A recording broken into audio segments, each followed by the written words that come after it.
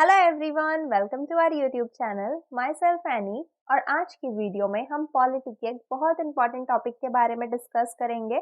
आज हम बात करेंगे फेडरलिज्म यानी कि संघवाद के बारे में, जिसमें हम जानेंगे सबसे पहले संघवाद का अर्थ क्या होता है। उसके बाद हम देखेंगे कि भारत में संघवाद से रिलेटेड कौन कौन से प्रावधान शामिल हैं।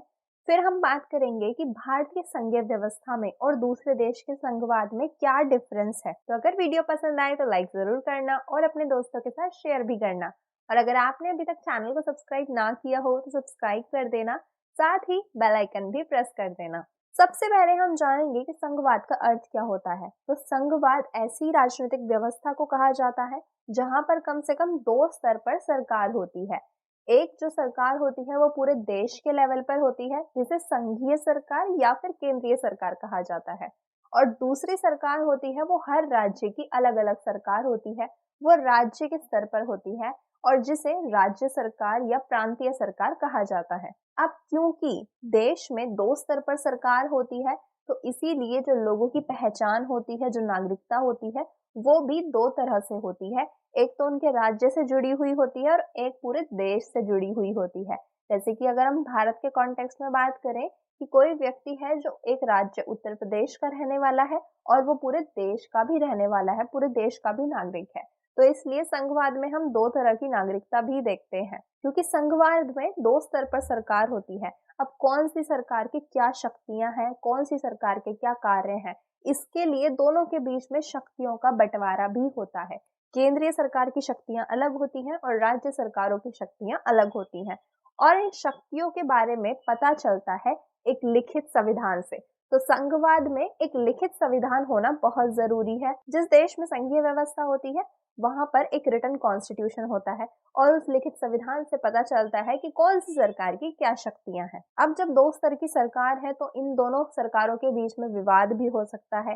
केंद्र और राज्य सरकार के बीच में विवाद हो सकता है, दो राज्य सरकारों के बीच में विवाद भी हो सकता है। और इन विवादों के निपटारे के लिए एक स्वतंत्र न्यायपालिका की व्यवस्था भी होती है। तो किसी देश में संघीय व्यवस्था या फिर संघवाद है या नहीं, इसके बारे में हमें कैसे पता चलेगा? इसके बारे में हमें पता चलेगा कि अगर वहां पर दो स्तर की सरकार है, दोहरी नागरिकता है, शक्तियों का बंटवारा है, एक लिखित संविधान है और स्वतंत्र न्यायपालिका है, तो वहां पर संघवाद है। और यही 5 जो पॉइंट्स हैं, ये संघवाद के मेन फीचर्स हैं। अब भारत में संघवाद कैसे लाया गया, भारत में संघीय व्यवस्था कैसे लाई गई? तो वो लाई गई संविधान द्वारा। संविधान बनाया था संविधान सभा ने। तो संविधान सभा ने संविधान में संघवाद को क्यों शामिल किया? तो जो संविधान सभा के सदस्य थे वो केंद्रीकृत सत्ता से परिचित थे, क्योंकि उन्होंने ब्रिटिश औपनिवेशिक शासन देखा था।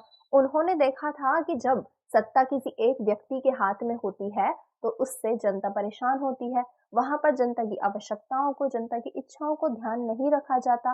ब्रिटिश शासन के दौरान वायसराय द्वारा जो भी कानून बनाए जाते थे वो पूरे देश में लागू कर दिए जाते थे, लोगों की जरूरतों का ध्यान नहीं रखा जाता था। अब जो संविधान सभा के सदस्य थे वो स्वतंत्र भारत में ऐसी सरकार नहीं चाहते थे जहां पर लोगों की इच्छाओं का, आवश्यकताओं का ध्यान रखा जाए, जहां पर एक ही व्यक्ति के हाथ में सारी शक्तियां हो। तो इसीलिए संविधान सभा ने भारतीय संविधान में संघीय व्यवस्था को शामिल किया, जहां पर दो स्तर पर सरकार हो, एक केंद्रीय स्तर पर और एक राज्यों के स्तर पर। लेकिन संविधान सभा राज्य सरकारों को ज्यादा शक्तियां देने के पक्ष में नहीं थी। अब राज्य सरकारों को अगर ज्यादा शक्तियां मिल जाएंगी तो इससे वो अलगाव या फिर स्वायत्तता की मांग कर सकते हैं, क्योंकि उस टाइम पर एक तरफ तो विभाजन चल रहा था, दूसरी तरफ सांप्रदायिक हिंसा हो रही थी, धर्म के आधार पर लोग एक दूसरे से लड़ रहे थे, एक दूसरे को मार रहे थे। उस समय भारत में जातिवाद भी बहुत बड़े पैमाने पर था, लोगों में साक्षरता की कमी थी, गरीबी बहुत ज्यादा थी और भारत में विविधता थी, बहुत अलग अलग धर्म, समुदाय, संस्कृति के लोग थे। और अगर ऐसे में राज्य सरकारों को ज्यादा शक्ति दे दी जाती तो इससे वो राज्य अलग होने की मांग कर सकते थे, अपना अलग देश बनाने की मांग कर सकते थे। इसीलिए हमारे संविधान में संघीय व्यवस्था को शामिल किया गया, लेकिन राज्य सरकारों को सीमित शक्ति दी गई, ज्यादा शक्ति केंद्र को दी गई। अब इन सारी बातों को ध्यान में रखकर संविधान में संघीय प्रावधान शामिल किए गए और संविधान के अनुच्छेद 1 में लिखा गया कि भारत राज्यों का संघ होगा। लेकिन संघ के लिए इंग्लिश में वर्ड यूज होता है फेडरेशन, और हमारे संविधान में कहीं भी फेडरेशन शब्द का प्रयोग नहीं किया गया। इंग्लिश में आर्टिकल 1 में लिखा गया है India is a union of states, यानी कि संघ के लिए यूनियन शब्द का प्रयोग किया गया है, फेडरेशन शब्द का प्रयोग नहीं किया गया। तो फेडरेशन शब्द का प्रयोग क्यों नहीं किया गया, इसके बारे में हमें पता चलेगा फेडरेशन के मीनिंग से। तो फेडरेशन का मीनिंग क्या होता है कि जो सभी राज्य हैं वो एक समझौते द्वारा संघ से, पूरे देश से जुड़े हुए हैं, और जब समझौता खत्म हो जाएगा तो ये राज्य अलग हो सकते हैं, राज्य अलग देश बना सकते हैं। लेकिन हमारे संविधान सभा के सदस्य ऐसा नहीं चाहते थे। वो नहीं चाहते थे कि राज्य पूरे देश से अलग हो, और इसीलिए उन्होंने फेडरेशन शब्द का यूज नहीं किया, उन्होंने यूनियन शब्द का यूज किया। यूनियन का क्या मतलब होता है कि जो भारत के राज्य हैं वो किसी समझौते के माध्यम से जुड़े नहीं हैं, और जो भारत जो एक संघ है उसकी छोटी छोटी इकाइयां हैं राज्य, और ये राज्य संघ से अलग नहीं हो सकते। यूनियन का मतलब है कि राज्य कोई स्वायत्त इकाई नहीं है। राज्य क्या है, बड़े भूभाग को, जो हमारा पूरा बड़ा देश है, उसको छोटी छोटी इकाइयों में बांट दिया गया है प्रशासनिक सुविधा के लिए। तो इससे हमें ये पता चलता है कि राज्य जो है वो पूरे देश का एक अभिन्न अंग है और ये अलग नहीं हो सकते, और इसीलिए संविधान के आर्टिकल 1 में यूनियन शब्द का प्रयोग किया गया है, फेडरेशन शब्द का प्रयोग नहीं किया गया। और हमारे संविधान में केंद्रीय और राज्य सरकारों के शक्तियों को, कार्यों को अलग करने के लिए सूचियां दी गई हैं, 3 लिस्ट दी गई हैं। संघ सूची में वो सभी विषय रखे गए हैं जिन पर कानून बनाने का अधिकार सिर्फ केंद्रीय सरकार का होगा, केंद्रीय विधायिका का होगा। राज्य सूची में वो सभी विषय रखे गए हैं जिन पर कानून बनाने का अधिकार राज्य की विधायिका का होगा, और समवर्ती सूची में वो विषय रखे गए हैं जिन पर राज्य सरकारें भी कानून बना सकती हैं और केंद्र सरकार भी कानून बना सकती है। अब संघ सूची में विषय शामिल हैं जैसे कि प्रतिरक्षा, परमाणु ऊर्जा, विदेश मामले, युद्ध और शांति, बैंकिंग, रेलवे, डाक, वायुसेना, बंदरगाह, विदेश व्यापार, मुद्रा। तो ये चीजें पूरे देश के लिए होती हैं, इसीलिए इन पर कानून सिर्फ केंद्रीय सरकार बना सकती है। राज्य सूची में विषय शामिल हैं जैसे कि कृषि, पुलिस, जेल खाना, स्थानीय शासन, सार्वजनिक स्वास्थ्य, भूमि, शराब, वाणिज्य, व्यापार, पशुपालन आदि, और इन पर प्रत्येक राज्य सरकार अपने अनुसार कानून बना सकती है। और समवर्ती सूची में विषय शामिल हैं जैसे कि शिक्षा, कृषि भूमि, वन, मजदूर संघ, गोद लेना और उत्तराधिकार। तो ये ऐसे विषय हैं जिन पर राज्य सरकार भी कानून बना सकती है और केंद्र सरकार भी कानून बना सकती है। अब हम बात करेंगे कि जो भारत की संघीय व्यवस्था है वो दूसरे देशों की संघीय व्यवस्था से कैसे अलग है। सबसे पहले तो ये कि जहाँ पर संघवाद होता है वहां पर दोहरी नागरिकता दी जाती है, जैसे कि अमेरिका में क्या है, दोहरी नागरिकता दी जाती है। एक तो वो व्यक्ति अपने राज्य का नागरिक है और दूसरा वो अमेरिका का नागरिक है। लेकिन हमारे देश में ऐसा नहीं होता। भारत में इकहरी नागरिकता है। भारत में राज्यों की नागरिकता नहीं होती, केवल पूरे देश की नागरिकता होती है कि हम सब भारतीय हैं। तो ये तो है पहला डिफरेंस। और दूसरा डिफरेंस क्या है, तो दूसरा अंतर ये है कि हमारे देश में 2 स्तर की सरकार है, केंद्रीय सरकार और राज्य सरकारें, लेकिन दोनों ही सरकारों के पास इक्वल पावर नहीं है। हमारे देश में केंद्रीय सरकार के पास ज्यादा पावर है, जबकि जो दूसरे देश हैं जहां पर संघीय व्यवस्था है वहां पर राज्य और केंद्रीय दोनों सरकारों के पास इक्वल पावर होती है, या फिर राज्य सरकारों के पास ज्यादा पावर होती है। लेकिन हमारे देश में केंद्रीय सरकार के पास ज्यादा पावर है, और ऐसा इसीलिए है क्योंकि भारत में विविधता है। राज्य अलग होने की मांग कर सकते हैं, स्वायत्तता की मांग कर सकते हैं, और इसीलिए हमारे देश में संविधान में केंद्रीय सरकार को ज्यादा पावरफुल बनाया गया है। हमारे देश में केंद्र के पास अधिक शक्ति है। अब केंद्र के पास क्या क्या शक्ति है, जो हमारे देश की केंद्रीय सरकार है, केंद्रीय विधायिका है, जिसे हम संसद भी कहते हैं, वो किसी भी राज्य के नाम में परिवर्तन कर सकती है, राज्य की सीमा में परिवर्तन कर सकती है, 2 राज्यों को मिलाकर एक राज्य बना सकती है, या फिर एक राज्य को 2 राज्यों में विभाजित कर सकती है। तो जो केंद्र सरकार है वो राज्य की सीमा, नाम, इनमें चेंजेस कर सकती है, लेकिन उसके लिए वो उस राज्य से, राज्य की विधानमंडल से सिफारिश ले सकती है और उसके अनुसार वहां पर परिवर्तन किए जा सकते हैं। तो इस तरह से यहाँ पर राज्य के मामले में केंद्र को शक्ति प्राप्त है। तो राज्यों के मामलों में यहाँ पर केंद्रीय सरकार को ज्यादा शक्ति क्यों दी गई है, क्योंकि जब हमारा भारत आजाद हुआ था तब भारत का नक्शा कुछ ऐसा दिखता था। यहाँ पर हम अलग अलग तरह के प्रांत देख सकते हैं, जैसे कि कुछ देसी रियासतें हैं, कुछ क्षेत्र ऐसे हैं जो ब्रिटिश सरकार के अधीन थे, पुर्तगालियों के अधीन थे, और कुछ क्षेत्र फ्रांसीसी सरकार के अधीन थे। अब इन अलग अलग प्रांतों का भारत में एकीकरण करना था, सभी को भारत में शामिल करना था और प्रशासनिक सुविधा के आधार पर भी राज्यों का बंटवारा करना था।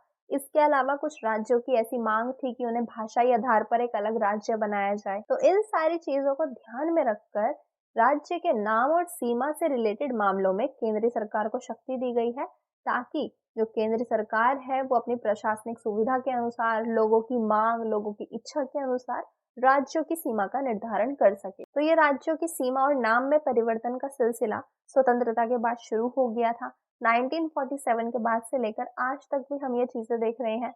रिसेंटली हमने क्या देखा था कि 2019 में जम्मू कश्मीर को और लद्दाख को 2 यूटी में बांट दिया गया। उससे पहले 2017 में तेलंगाना राज्य बनाया गया था और इस तरीके से आज भी यहाँ पर राज्यों का पुनर्गठन चल रहा है। और ये शक्ति किसके पास है? ये शक्ति है केंद्रीय सरकार के पास। इसके अलावा केंद्रीय सरकार के पास आपातकालीन प्रावधान भी है। अगर किसी राज्य में वित्तीय संकट आ जाता है या फिर पूरे देश में युद्ध या फिर गृह युद्ध जैसी स्थिति बनती है, तो ऐसे में केंद्र सरकार आपातकाल लगा सकती है और ऐसी परिस्थिति में राज्य सरकारें भंग हो जाती हैं और सत्ता केंद्र के पास चली जाती है।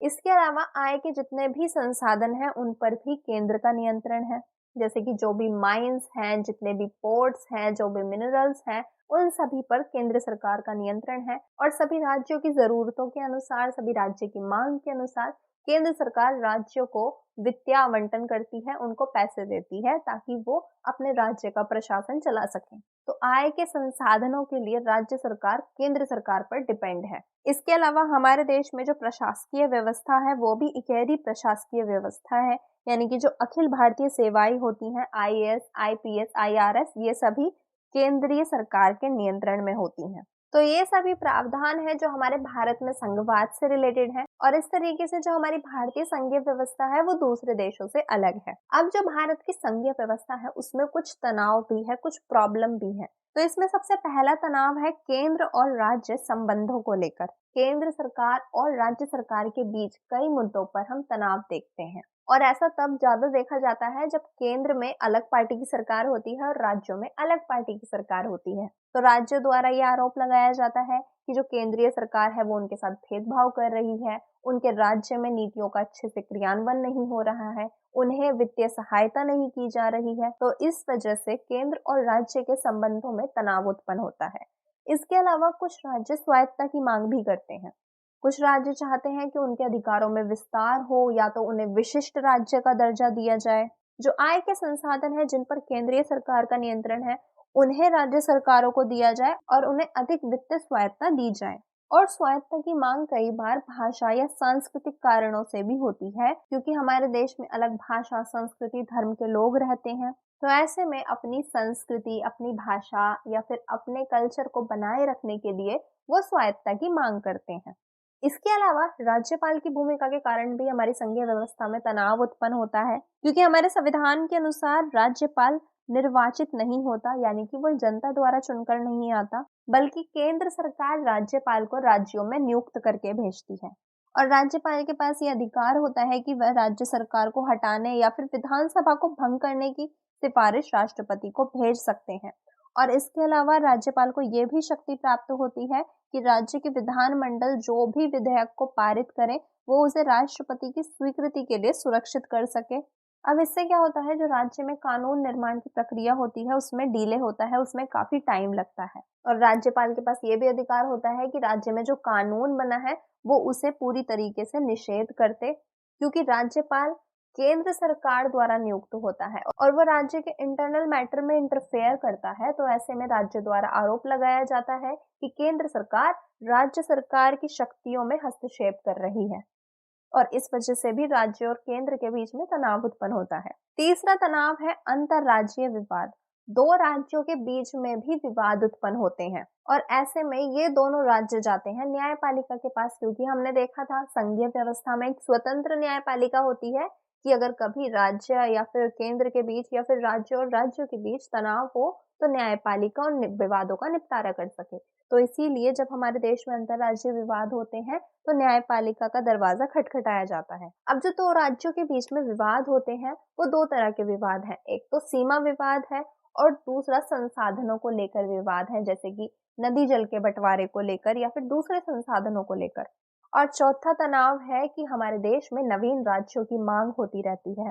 भाषाई आधार पर, सांस्कृतिक आधार पर जो लोग हैं वो नए राज्य बनाने की मांग करते हैं। जैसे कि बिहार, उत्तर प्रदेश और मध्य प्रदेश को अलग करके 3 नए राज्य बनाए गए थे, झारखंड, उत्तरांचल और छत्तीसगढ़। और हमारे देश में भाषाई आधार पर सबसे पहले आंध्र प्रदेश बनाया गया था और उसके बाद आंध्र प्रदेश में तेलंगाना को भी अलग राज्य का दर्जा दिया गया था। और अब मांग उठ रही है महाराष्ट्र में विदर्भ को लेकर। तो इस तरीके से लोग नए राज्यों की मांग भी करते हैं, अंतर्राज्यीय विवाद भी होते हैं, राज्य द्वारा स्वायत्तता की मांग भी की जाती है और राज्यपाल की भूमिका को लेकर भी विवाद रहता है।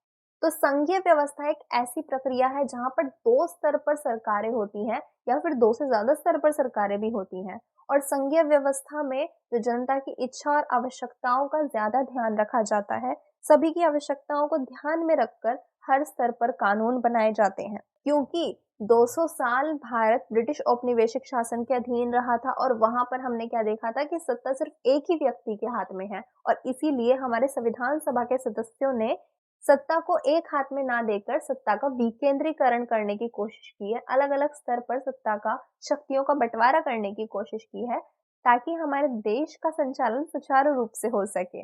लेकिन इन सब के बावजूद भी भारतीय संघीय व्यवस्था में कुछ तनाव मौजूद है। तो इस तरीके से संघीय व्यवस्था सफल तभी हो सकती है जब हम देखेंगे कि सभी आपस में एक दूसरे का सहयोग करें, सब जो हमारे देश में विविधता है उसका सम्मान किया जाए, किसी के ऊपर भी सांस्कृतिक दबाव न बनाया जाए, विविधताओं को समाप्त करने की कोशिश ना की जाए, बल्कि विविधता में एकता को बनाए रखा जाए, तभी हमारे देश की संघीय व्यवस्था सफल होगी। सो आई होप आपको आज का ये टॉपिक समझ आया होगा। अगर कोई भी डाउट या कंफ्यूजन हो तो आप कमेंट्स में पूछ सकते हैं। Thank you.